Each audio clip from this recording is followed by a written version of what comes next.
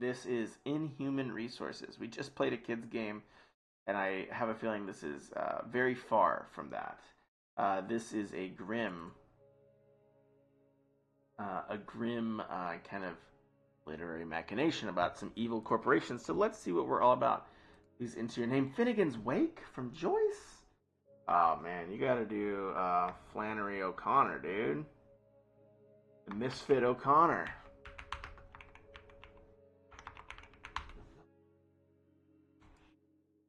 If somebody gets that, you have my immediate respect, and we should talk about it. Deep cut. There are three deaths. The first is when the body ceases to function. The second was the body is confined to the grave. When your name is spoken for the last time. I mean, pretty chipper, pretty cheerful. The phone call. I like this really minimalist style scree, all too familiar. Yeah. So again, this is actually really interesting. I'm working, so like my game has a lot of narrative elements in it. The card game I'm working on, and what with interactive stuff, usually like the scree is enough, and I don't need to know that it's familiar and reverberating in my brain. And then we're also getting kind of another verbal doubling. The noise comes in waves. The pain follows suit. Try to do best to ignore both, but in effect, if you acknowledge the awful sound, means it's already won. I mean, you have so many cues. Like we know this is a phone call here. We know that. Yeah, I just feel like this. So, because like for me, one of my goals in our project is to reduce the number of taps. Like every time there's a node in a story in a video game, it's a tap, right? And so each time I can communicate what I need to communicate with fewer taps, that I feel like is a more efficient way of telling a video game story. So one thing to just think about is, some of these things can be single tap. Maybe these, like, this would just be combined. Like, I think these two can be canceled out. Like, because like, I don't really understand why I'm in pain from a phone call. So I'm kind of just, as a reader, kind of just brushing past that detail because I don't really get it. And then as we jump in, you try your best to ignore both. The fact of knowledge means whatever. The phone alarm is simply much too loud to ignore. Defeated, your eyelids peel apart like sheets of rotting Velcro, blinking black a bad night's bleary haze. So a little bit,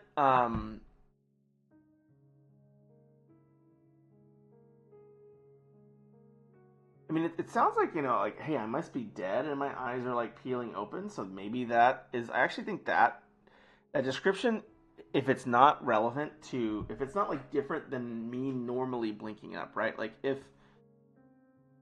this is describing, I'll keep reading in a second. If this is describing somebody normally waking up in their bed and their eyes aren't rotted together by decay Velcro, then this is overwritten. If it actually is that, literally, then that's kind of the right thing. Welcome, Swelly, and how's it going? This is a narrative game we're playing here. Though I will say the alliteration is always, I always use it sparingly. Blinking back a bad night's bleary haze. It just kind of, I always describe it as like alliteration is like flicking the reader in the nose. And it sometimes is worth doing. It's sometimes worth, like, hey, waking up the reader a little bit. But I think in this case, I don't know if that is quite the right fit. You lie in bed awake against your consent. But I must have consented. I had a phone alarm. It wasn't even a call. It was alarm, which would be something I sent myself. The room is almost pitch black, save the intermittent flashing of your phone, screaming screen, and rancid, if routine, stench of unwashed bed sheets bids you a bittersweet good morning. So, still a little purple prose, but in terms of getting me new information, like, hey, I'm an unkempt person apparently in this story, and I have unwashed bed sheets, and they're starting to smell. That's actually a very valuable detail. So I think like those are the ones that you keep, the ones that tell the reader something about who they are in this world, right? Like I'm this kind of, a certain type of character, just has an unwashed bed to the degree that it smells bad. Then you're like, okay, this is like a college kid or something, just doesn't care. You're home, for better or for worse. Mostly the latter these days. Just once you wish you'd wake up somewhere else instead. Just once you'd wish time would ask permission before racing ahead. But your phone doesn't care what you want. Insufferable screeching goes deeper into your skull. The misbegotten beast. Again, unless the character is like this kind of like dramatic, like the character I'm embodying in the story is like this kind of dramatic, very poetic person. It just doesn't feel very genuine because whenever someone goes into a story that's leading with a scene, you're like, oh, your phone's waking you up. Like the scene is what's happening first. We're gonna always, as readers, evaluate it as we would from our own perspective. And then when if I'm woken up in the morning, like I'm like, oh, like my eyes are kind of bleary, but I don't say they're rotting Velcro, right? Or like, if I'm, grabbing for my phone, I don't think I would ever describe it as a misbegotten beast for ringing when I set an alarm. So those would be the things I think on the prose side where, this can, I think, this does track, but it does also make this the speaker of the story seem very, very like kind of poetic. Pick up phone. The slab of thumb-smudged plastic feels comfortable in your palm. Most call the device ancient, but you, supposing familiar, like an old, outdated friend. That's an interesting detail. Most call the device ancient. But I don't know if that's because there's like a new Apple 5G 20 pixel jigsaw thing, or if because like we're in a different time zone, right? This would also be the time like my eyes have opened in the story, and so at this point I do wonder if you might want to start looking at changing the visual novel style background or any of things like that to start giving us more visual cues about what's going on. Just fancy graphics cards for mobile games. Okay, so it is just a so-so phone. Okay. You always appreciated the old and the analog. The wider world's obsession with digital progress. Warmed to an object's weight, you cling to this relic. Sensible upgrades be darned. Old cellophone. Screech, you fiddle with the phone, but no matter how you press it, will not end. That's because it isn't your alarm. It's your ringtone. You barely make out the caller's ID. It's your aunt. Aunt/landlady, technically speaking. Hopefully just your aunt today. The woman is exhausting enough when she isn't asking for rent payments, no matter how overdue they are. So you should really ignore a call from the one. Should you really ignore a call from the one person still supporting you between jobs?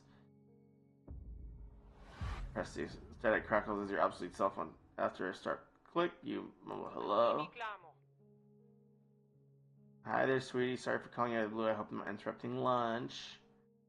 Okay, so I think this is actually a really, really good use of dialogue and some of the tools that you're using here, right? Where this person's calling saying, I hope I'm not interrupting lunch, and we know that the reader just woke up. And so that is a really, really great contrast.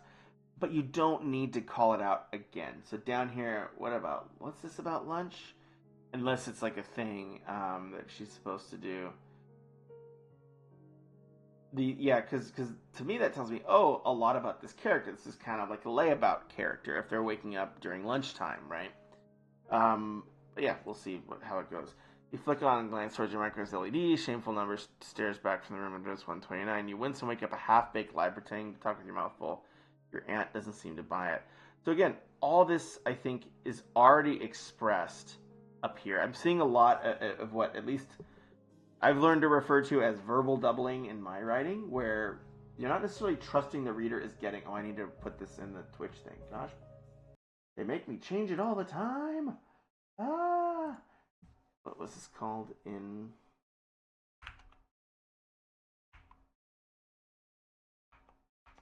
Oh, Inhuman Resources. A literary machination. Yeah. 45 months? That's a fun age. 6 months, I feel like, is when they become like a really fun age. Half-baked live chain technically your aunt doesn't seem to buy it. Because, like... And I'm sure you're very busy with job applications today, so I'll get straight to the point. Do you have any idea when you'll be able to send me last month's rent? I know money's been tight lately, but it's already the 31st. But 2? lady it is. You feel yourself deflate, glancing at the low tower of rejected job applications and standing proud and precarious upon your messy desk. Top sheet almost grazes your modest apartment ceiling. Your aunt suggested to print each refusal, claiming they made your eventual hiring all the more rewarding. You found that harder and harder to believe ever since the letters started outnumber the dollars in your bank account. Sweetie, do you have some kind of estimate for me? I would really need an answer today. You have no choice. Beg for more time to pay.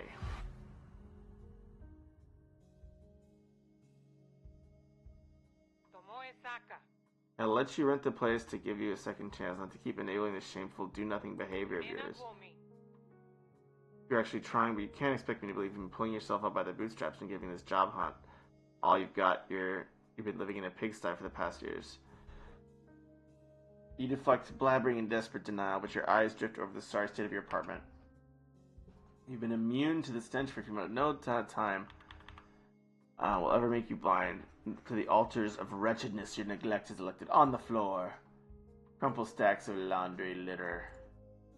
At the desk, styrofoam containers. I like this style of kind of looking at the different things at the kitchen, cookware, and even in your fridge. Ketchup, maybe if you're lucky.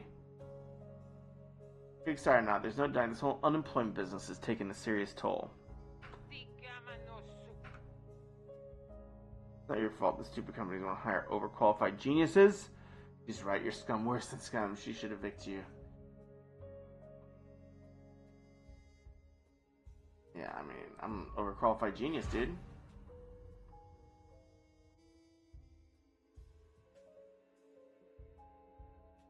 Because the system is broken. Your aunt doesn't sound convinced. Well, she should be.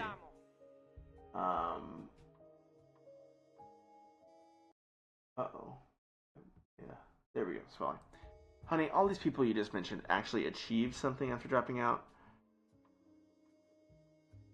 You can't sit idly at life's crossroads. Other people won't think you're a genius. They'll think you're just another quitter.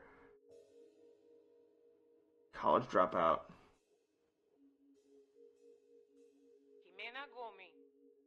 In our world, choices matter. Big ones and small ones. We can take the decisions back. You hang your head and nod, gulping. Anyone, enough of that. The real reason I'm calling is I have an opportunity for you.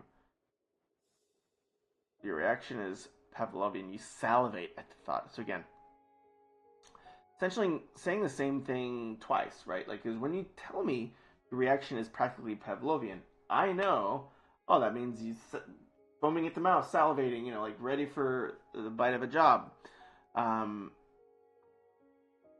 So the fact that you restate it right here, I would just really, I think, honestly, just from my reading so far, a lot of the ideas are really good, and the language is really strong. I would just trim back and be a little bit more spare and try to advance the story more with fewer clicks, with fewer progress moments. Because I do feel like it does move a little slow. Right, we've been clicking for a while. We're 13 minutes into the stream. And yeah, I've been talking and stuff. So maybe think of it as 8 minutes, but we're still at the initial phone call. I kind of want to, just like in a film, you maybe have 10 minutes to get to a really strong, interesting, inciting incident, right? But he's a terrible attitude, and he's even more terrible whatever you think we do over there. Waving a wrist in some vague, dismissive pattern, more highly confidential stuff she can't share. Not that you're entirely sure what your aunt actually does for a living. Something to do with human resources? We're laying off a little sourpuss as soon as a replacement can be found. We need a replacement fast. Company has big deals coming up. No major qualifications comes with a recommendation from me. Won't be an easy job. They're strict.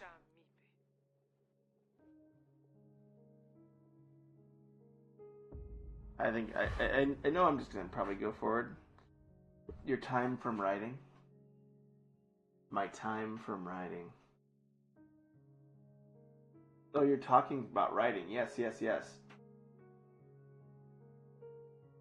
Oh yes, my time talking about the writing probably is added more, but even without that, I would say in something like this, you want it to move pretty fast. I feel like this section, getting to the take this new sketchy job or don't, this should be about half the length because there's not much that happens. Like, right? Like, I fumble around with the phone, pick it up.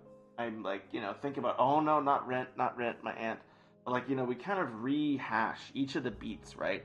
You know, and then kind of rehash the fact that I'm a good for nothing, in the context of the game and probably real life, multiple times. And so every time you find yourself giving the same facts about the character, the scene, the situation more than once, you're already kind of at a disadvantage in terms of, moving efficiently or at the best efficiency through a story. She probably wasn't telling her that.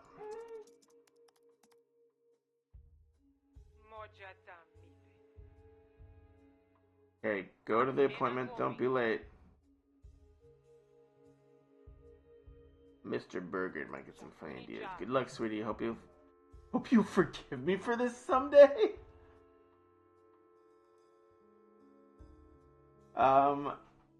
You know,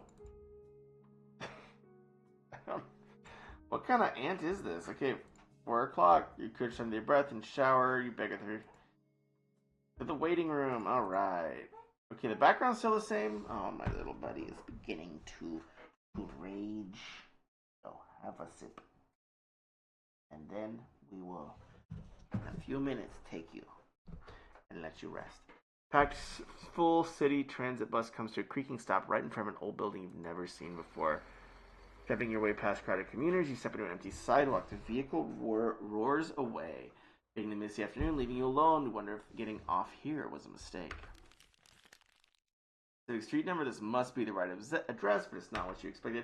And you can see, even I'm skimming some parts, right, like as I'm reading aloud, because a lot of these things, a few of the details are kind of looping back, and so that's one of the downsides of kind of having a little bit more description than might be strictly necessary, especially in the early parts of the game, is readers will kind of just like, okay, like get me to the to the portion where either I have a choice or whatever. Yeah, I think with one of the mobile games I wrote for, their whole setup is like no more than 5 taps between a choice. Like, so they want you to have choices extremely regularly. That's kind of where, in these types of games, your readers are leading forward. They're kind of ready to, see, oh, what do I do? Two gleaming skyscrapers, a stranger building is an unnerving facade. Like this, decorative windows, massive front gates, and the door knocker. Smyrna Corp. Yet it feels imposing. You might be underdressed. Your most confidence-instilling piece of clothing is a hoodie you brought on your first day of college, a plush sweater. For you, wearing it's like an act of defiance. Others tend to interpret it less charitably. Regardless, you've got what you'll have to do. The interview hour approaches. You went off to cash to afford a better suit. The job's yours. Reach, go for it. The bronze object at the door. I like the kind of like this design is really cool about like the decision crawling up the card. I mean, so yeah, in terms of like the execution of a visual novel, I really think the vibe is really nice. I obviously think like you could do some more, like I can progress with spacebar. I can also I can move up and down with arrow. But like a few more, like I don't know if WASD is the same. Okay, the room is already massive. Renaissance church's belly. The windows let no sunshine in. No, they're just low-hanging chandeliers and basker lamps. Upholstered sofas and coffee tables. I love. This is a great description. This is like super, super strong, very visceral. And so that's the thing. Like when we go into a new place, it's something we've never seen before. Hit us with this this deep description, let us sink our teeth into it, but once you've got that impression across, move on to the narrative. You appreciate the old and analog, but Smyrna Corp's apparent fondness is downright ridiculous. Hopefully the receptionist will feel the same way about your outfit. Pretend to be confident. Little luck, it'll read as self-assured instead of delusion. The dim lighting becomes dimmer as you go into the shadows. The wall-to-wall carpeting swishes under your feet. An unfamiliar ammonia smell assails your flared nose. So again,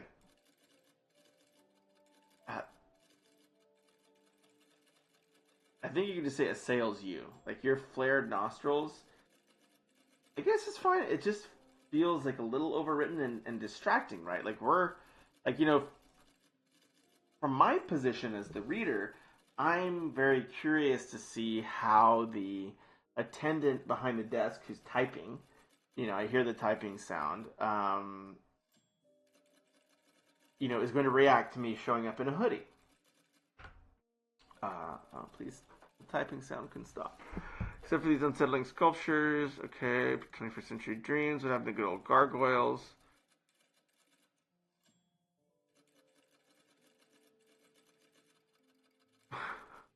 Little concern. Eternal memory, perpetuity, change. Yeah. You're surprised that a freshman in your Latin class turned out useful. Dude, this lady's typing. For some reason, it's like a chalkboard. Yeah. So she doesn't flinch again. She was younger than you first thought, maybe 30. Sickly pale with sleep-deprived bags under her eyes. Keyboard, not a typewriter. It's a really old one. Like you thought your laptop was getting old. Also a small desk. Maybe you should. Oh, freaking ring it, man.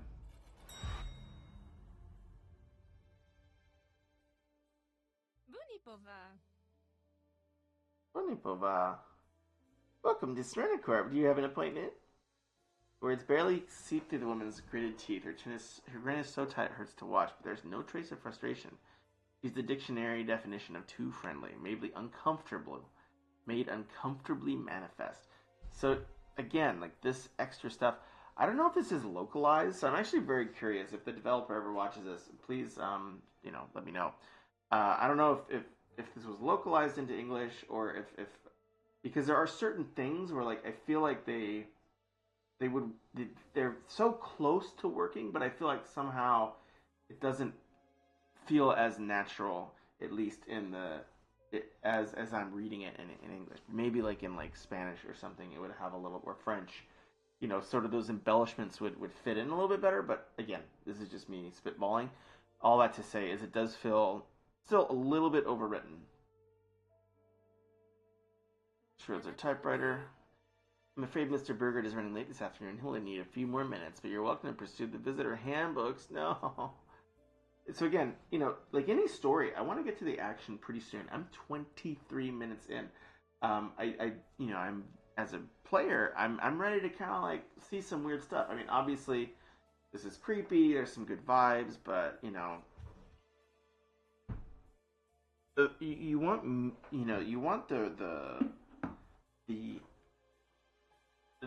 the character of a story to find something they're interested in uncovering, and then we as the reader will be interested in uncovering it too, right? So if this person is like, ooh, can I crack this smiley receptionist's facade, that's interesting, right? That's like we know she wants to stay smiling, and we know this kind of like this character wants to kind of push this person's buttons, and that brings us into conflict, and maybe like the boss walks in right as you're kind of ticking her off or whatever.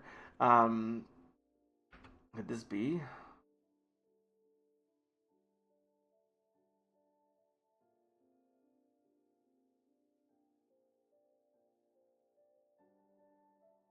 I don't know. I don't think it matters.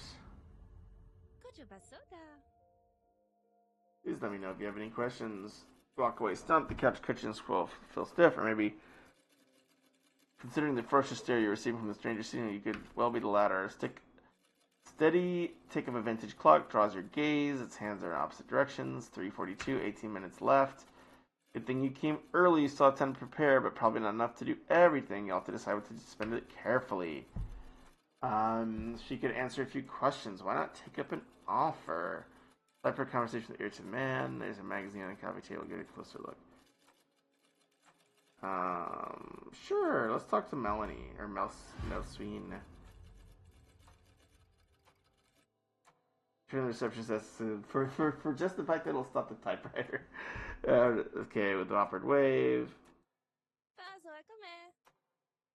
How's it disclosed? Smyrna Corp cannot disclose any confidential information to members that will be referred to your queries and my ability. And not just because she keeps talking. Even though the receptionist seems professional, the tone is perfectly jovial. Something about her speech feels urgent. She's reading words off a script, a gun pressed to the back of her head. So again, like, if this character is feeling this, I would leave. Like, you just walk out of the building. Maybe this isn't the right person to interrogate. Get for him for that.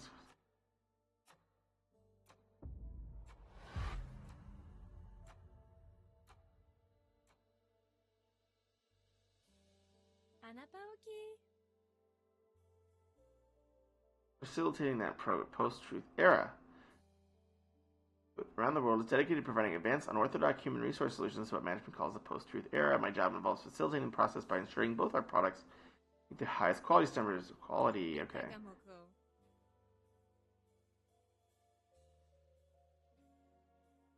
Yeah, I mean, so again, we've gotten this pre-recorded, scripted noting about her words as well a few times.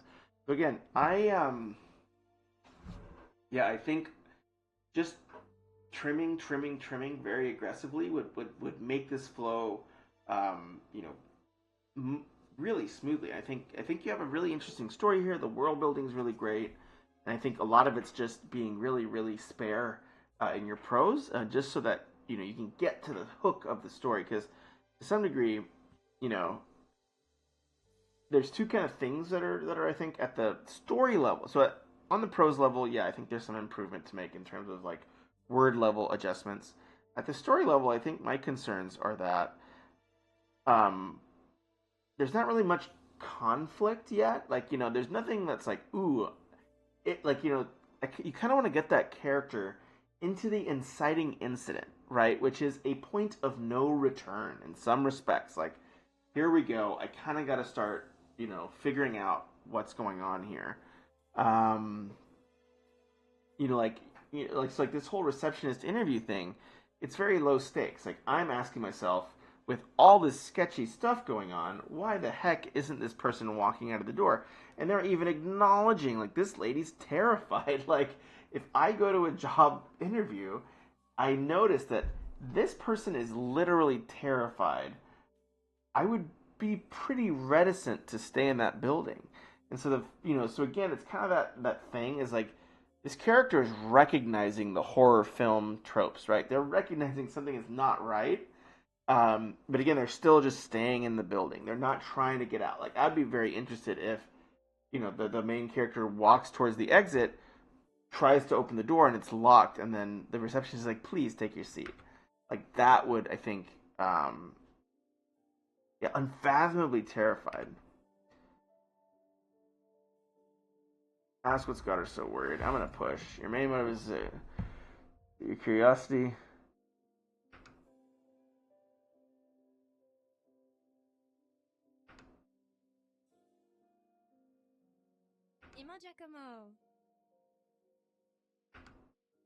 That's concerning. There's more flags in that one statement than a military parade tromping through Beijing. That being said, you did seem to earn a little bit more of the receptionist's trust. After confusedly trying to comfort her, you inquire. Very tight deadline. We've been pulling double duty, and on top of my usual quality assurance work in the substitution department.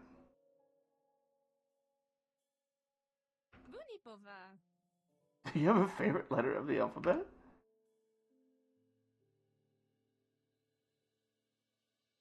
Yeah, I mean, I don't know if I need this extra context. Like, this interiority, again, seems just more interiority than I need, right? Like, because it's already something I'm thinking as the reader.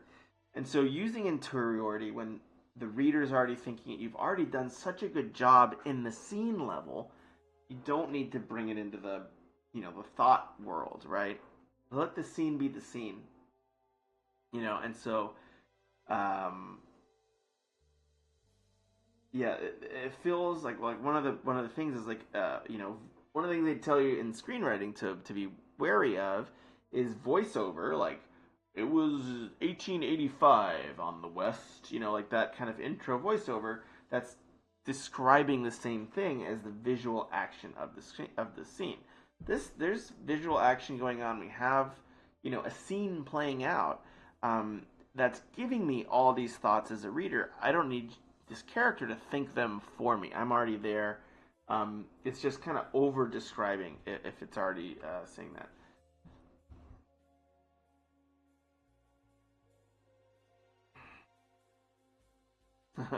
Is this Elon's answer over here? The letter X? No, Z, dude.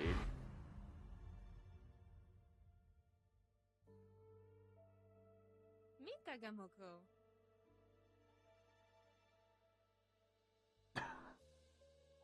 Very much. Anataoki. Kudo Mijaji. No spoiling the surprise. Boom, but from Melanie uses Stefan. Reactions make no sense. Is the most massive person you've ever seen. He's taller than a fridge. His pale blue eyes focus on you. My humblest apologies for interrupting your conversation. When it comes to discussing confidential, I'll gladly sate your curiosity during our interview. Interview, huh? This must be Mr. Burgard. Being an elevator, settling herds.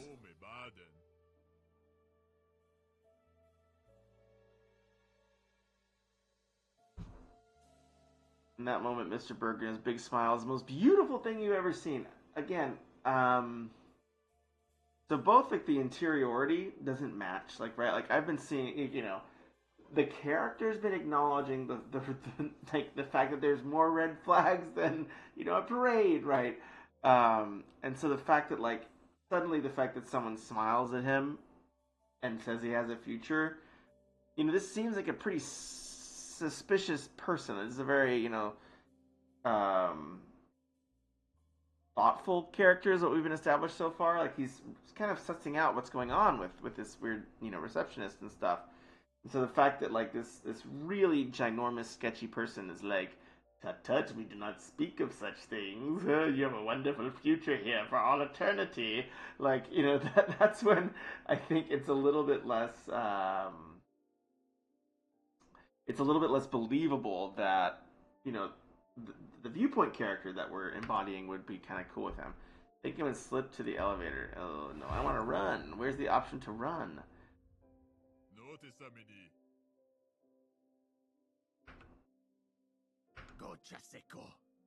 Abuya.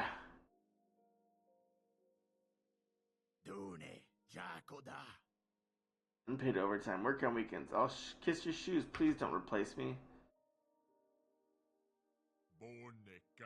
You have had more second chances than I can count, and displaying such undignified desperation from a candidate to take over your position is not an endearing choice. Frankly, there is nothing more I can want or do for you.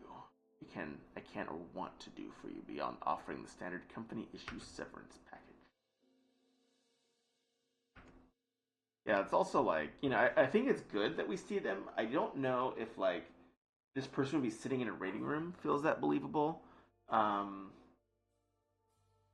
again, like I think like when the boss comes in, this person runs up and greets them. Those are, I think, interesting elements. Through the heart.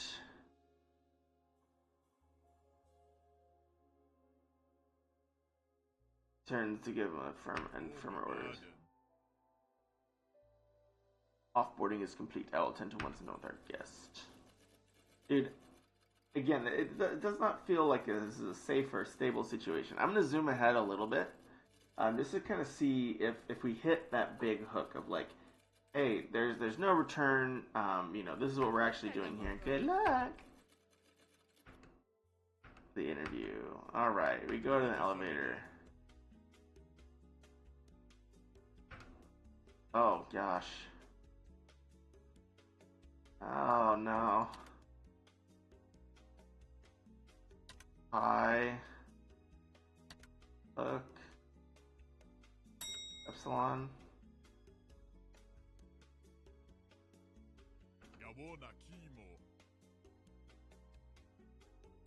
The cryptology department refused to invest in newer models.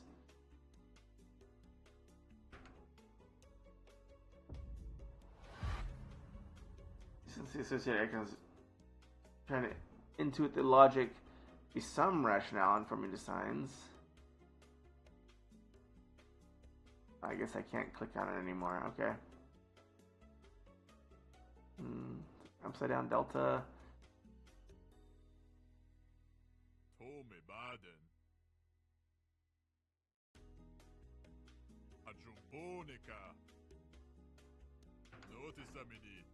Receiving your academic visionary. Squeeze your way out. Yeah, I feel like a lot of like the sound effects and like the UI that you have for this visual novel is amazing. Fits really well, looks really good. Yeah, I think so. I'm gonna go ahead and summarize because this guy's starting to, yeah, he's starting to party. And we've gone for about 30, 35 minutes, 36 minutes almost. So yeah, what are my thoughts? I think honestly the art style, the vibes of it are fantastic. Yeah, in terms of the prose, I think a little bit of trimming probably would actually make these amazing phrases and these amazing turns of phrasing that you're writing pop more. Because sometimes if you have a bunch of really cool one-liners, but they're all smushed together, it kind of reduces the effectiveness of all of them. Whereas, with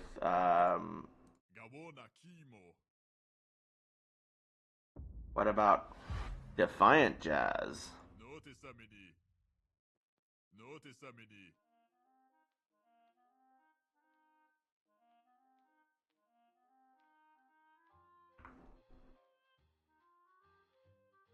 But yeah. So in terms of the rest of it, I think like the conflict is still pretty low. Um, one, I'm glad that the protagonist becomes motivated to get the job. So like that's good. Like we see this character wants something. But I think, also it's a little bit hard to believe that after seeing red flags that he both acknowledges but then again ignores that would freak anybody out. It's a little bit undermines kind of the reality of the world. And then likewise, the conflict is really light. Like we kind of I would actually think that you would get more if the character was really motivated to figure this company out. And like, yeah, he's willing to take some risks. Like what about what his aunt does or what this company does would make this character be willing to risk life and limb to find out what Smyrna Corp does?